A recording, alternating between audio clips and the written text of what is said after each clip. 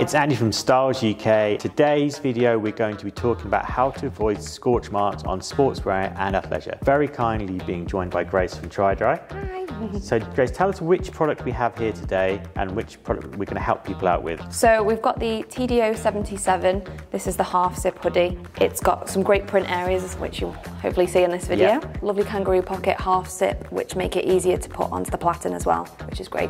Excellent. So the number one problem we find when it comes to decorating sportswear, when it comes to getting scorch marks, it's nothing to do with this wonderful top. It nearly always comes down to overpressuring and not following the instructions properly. So today I'm going to show you how to not do it and then how to do it properly so you can learn from my mistakes and then you can apply them to the range for yourself. So first up though, because we have this lovely detailing, we're going to change the bottom platen on our Ultronics Auto Open. I'm going to put 20 by 25 instead of 40 by 50 because we want to isolate those areas and we want to make sure that we're doing things properly, and we're only going to change the pressure as the only variable in this instance.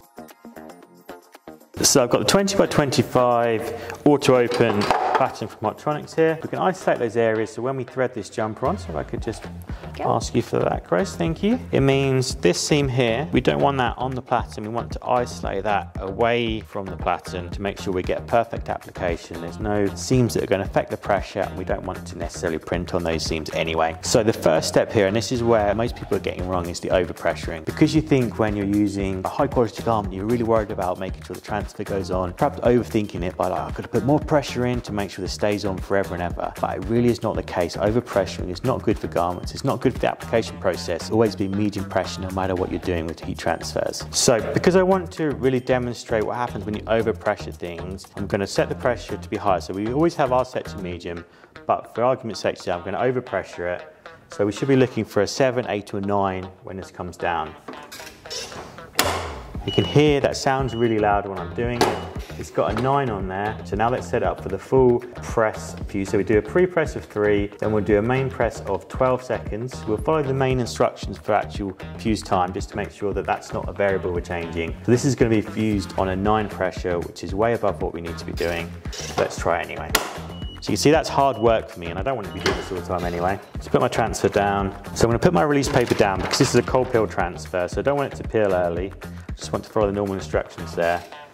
So see, it's on a 9, which we know is not good for it, but I do see a lot of people overpressuring and really trying to force the press down, and that's going to be overpressuring a garment, and that is the number one cause for scorch marks, overpressuring. You hear when that went back up, it's really loud, doesn't sound good. So now when I pull this off, you can see that there's a scorch mark, you can see there's a discolouring all the way around here, and that's not what you want for your customer. Your customer is going to reject that as an item, they're not going to be happy with it, they won't want this. So it's really easy to avoid getting this scorching in here. So now I'm going to show you how to do it properly. So I'll loosen the pressure off because we want to find it to be medium again. So now we're going to be using exactly the same top. So now we're going to do it medium pressure, which is the correct pressure to work with. So it's between 4 and 6 if you're using a machine like a Ultronics. So again, we thread it on, make sure you isolate those areas away from it. And again, I'm going to put the release paper back on here.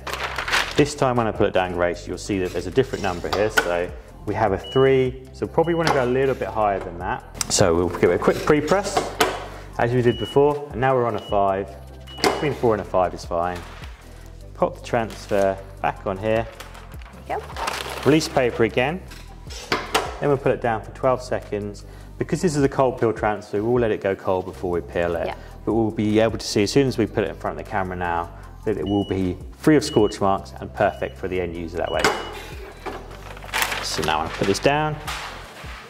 I'll show the camera, you can see absolutely no scorch marks on this one at all. You've got a perfect result, and that's all down to following the correct recipe for pressure. That's why it's always important to follow that time, temperature and pressure. So I'm going to put this down, let it cool, and I'll come back and peel it for you so you can see the full end result in a sec. So we'll let this transfer go cold now. That means we can peel it away. It's a really important step when using full colour transfers. And you also want a nice flat surface here for the peel. So I'm actually going to get that hood out of the way underneath there. I'm going to do one smooth motion. The transfer comes off there perfectly. So now when I hold it up to the camera, you can see nice full end result. And that is how you get transfers or vinyl, any kind of heat transfer product onto premium products like TriDri with no scorching. You can do it every single time. You just got to follow that time, temperature and pressure correctly every single time. Looks great. Yeah. So thank you very much for joining me, Grace. Thank you everyone for watching, and don't forget to like and subscribe for more content like this.